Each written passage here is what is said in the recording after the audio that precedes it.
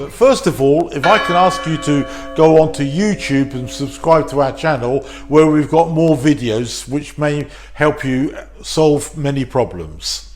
So when we buy a controls pack, we will get a drawing similar to this, and here's a close-up of this drawing, and that could be a challenge. Now, most gas-safe engineers basically are okay with these drawings. The problem lies with electricians and DIYers. They make some fundamental mistakes. For example, that 3-port diverter valve fitted in the 3-bedroom semi with 14 kilowatts or more of radiators.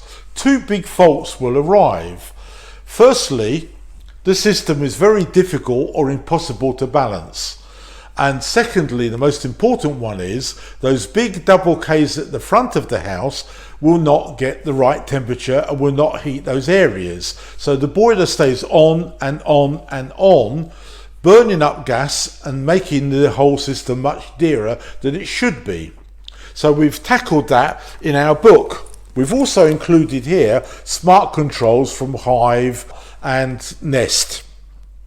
We've also made the drawings in colour, so it's much easier and faster to do fault finding for those breakdown engineers and installers, electricians as well.